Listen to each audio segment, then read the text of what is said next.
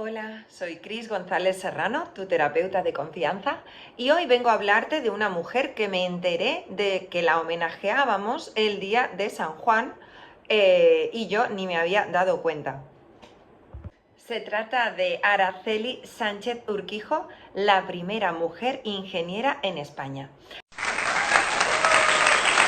Así que cógete un cafelito, un tecito, ponte cómodo o cómoda, que te cuento la historia. Dentro vídeo.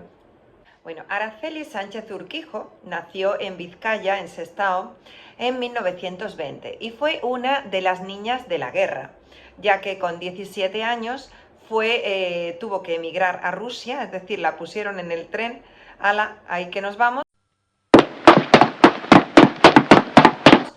y allí tuvo la suerte, al final fue una suerte, porque pudo estudiar Ingeniería Civil en el Instituto Energético de Moscú y se especializó en Ingeniería Hidráulica. Allí formó parte de un grupo de 23 españoles, donde se incluían a 5 mujeres en la promoción, y se licenció cuando tenía solo 29 años. Trabajó 5 años en Asia Central, es decir, en Uzbekistán, construyendo centrales hidráulicas y líneas eléctricas, y llegó a ejercer como subdirectora de un departamento técnico. Esta taza, por cierto, viene de México, de cuando estuve allí, que me encanta, un país alucinante. Bueno, ella estaba loca por volver a España. ¡Ay, pena! ¡Penita, pena! ¡Pena! Hacía 20 años que no veía a sus padres, ni a sus hermanos, ni hermanas, y con 36 años pudo hacerlo, ya que Franco lo autorizó. Entonces, el acuerdo que hubo entre el gobierno soviético y el español era que estos niños y niñas podían regresar siempre y cuando su título fuera homologado. Así que eso se hizo así, pero cuando Araceli volvió a España no la dejaban en paz. Era interrogatorio tras interrogatorio. ¿Qué he hecho para que os volvierais así en mi contra? No había nada que hiciera ella mal, simplemente venía de un país soviético, comunista, entonces esto chocaba con el régimen que había en esa época en España. Pero tanto fue así que incluso llegaron a encarcelarla. Me ha salido. Bueno, en 1957 se incorporó a la empresa suiza Isodel Sprecher en Madrid como responsable de proyectos. Su trabajo en Isolux consistía en adaptar los proyectos, tanto los españoles como los que llegaban de Estados Unidos, para la construcción de centrales hidráulicas, eléctricas, térmicas y nucleares. O sea, imaginaos. Ella cuenta en una entrevista que los 2 primeros años eran un pulso continuo con los ingenieros, porque dice que los planos que dibujaban eran un desastre y que ella los devolvía con anotaciones y correcciones. ¿Averiguó usted en qué estado se encuentra ese pueblo? Me imagino que en un estado deplorable, señor. Y como anécdota me gustaría señalar que cuando ella fue a hacer la solicitud para trabajar en esta empresa, pues el portero le dijo que las limpiadoras tenían que entrar por la puerta de atrás.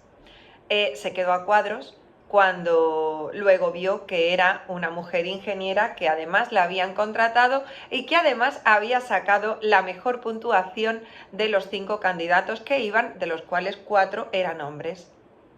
Bravo, Araceli. Bueno, total, que Clemente Cebrián, que era el dueño de esta, bueno, tenía una parte, era socio de esta empresa, la contrató, vio que era una joya, dijo, esta mujer que viene, que ha estado en Uzbekistán haciendo allí obras, esta me la traigo yo para acá. La contrató, es decir, ella se quedó en esta empresa, y menciono esto porque hubo mucha gente en contra, bueno, muchos de sus compañeros que no querían que ella estuviera allí. Pero bueno, allí siguió con 150 hombres a su cargo. Ella encabezó el equipo responsable de proyectos de ingeniería hidráulica y también colaboró con Ernesto Botella, es decir, Ernesto Botella la seleccionó para su equipo. ¿Y quién era Ernesto Botella? Que os sonará más su hija, Ana Botella, sí, la mujer del expresidente Aznar.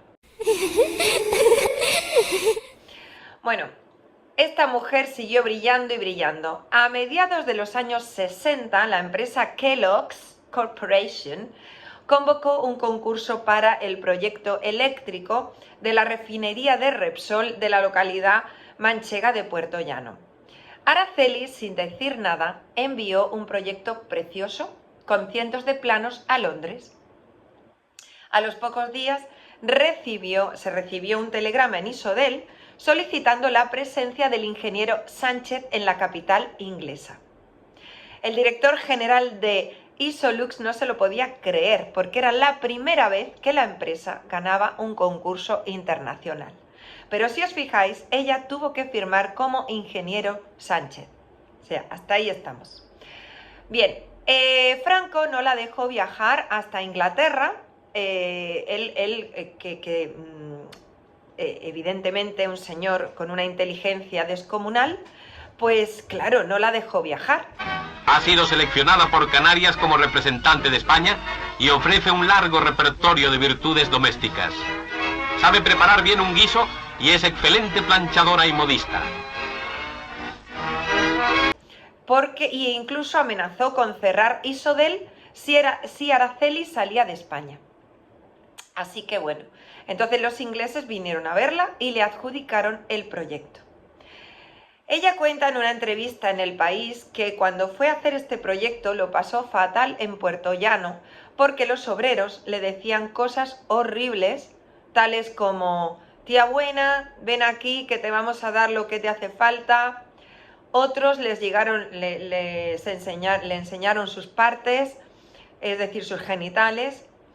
Esto es lo que, bueno, normalmente ocurre cuando una mujer simplemente quiere ejercer su profesión. Tenemos que atravesar todo eso.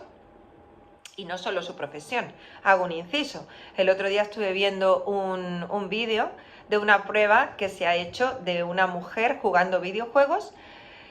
El campeón de un juego, es que no estoy muy metida en esto, pero el vídeo era en Dinamarca.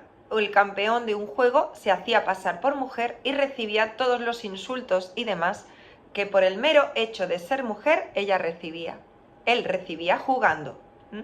Para que veáis a lo que nos tenemos que enfrentar, trascender y atravesar las mujeres simplemente para estudiar la profesión que nos gusta y poder aportar a la sociedad.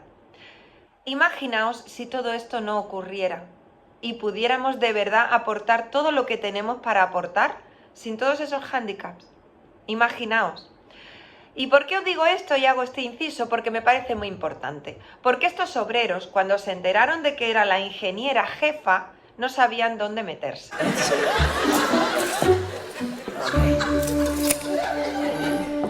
Pues venga.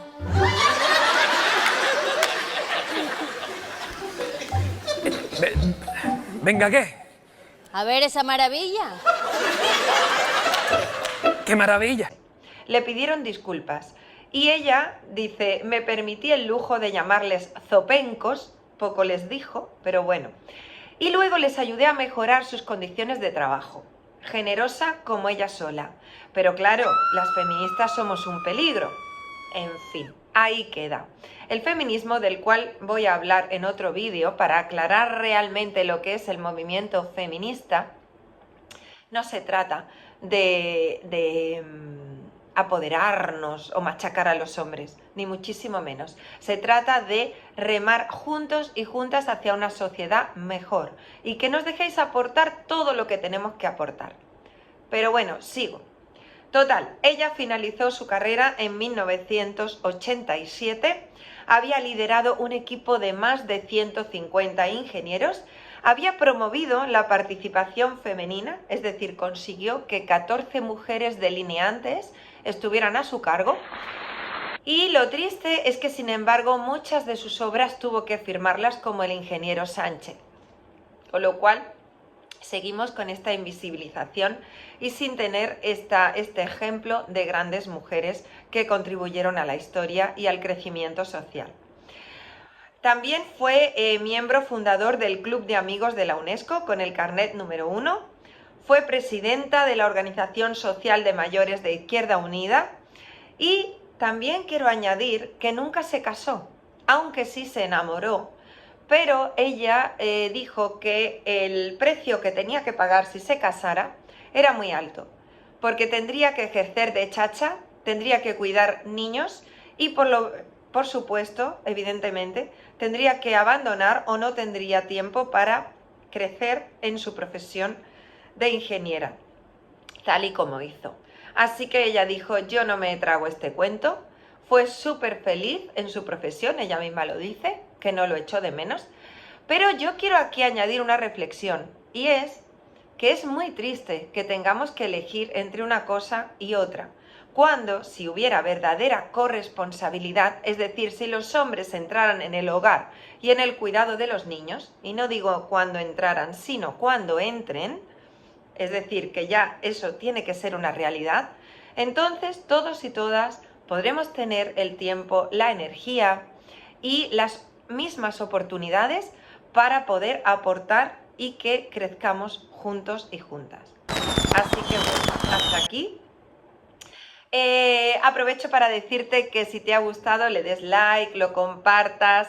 Por cierto, quiero dedicarle a este vídeo a una paciente mía que estudia ingeniería y que es maravillosa, así que va por ti, tú sabes quién eres, no digo nombres, pero bueno. Y también quiero decir, y voy a decir, que acepto comentarios siempre y cuando sean constructivos. De hecho, ya he borrado varios comentarios en otros vídeos porque no me apetece. Esta es mi casa y yo dejo entrar a gente con educación, con ganas de construir y que aporten. Si no aportas, lo siento, pero te invisibilizo. Y no quiere decir que estés de acuerdo conmigo. Quiere decir que si me haces una crítica, sea con base y sea con respeto. Y yo así lo recibo. Y te contesto o no, podemos dialogar, pero no voy a aceptar críticas gratuitas. Quiero que hables sobre mi trabajo, sobre el contenido y me digas qué te parece, aportes, sumes y si no, hasta luego, gracias. Bueno, hasta aquí. Chao, chao.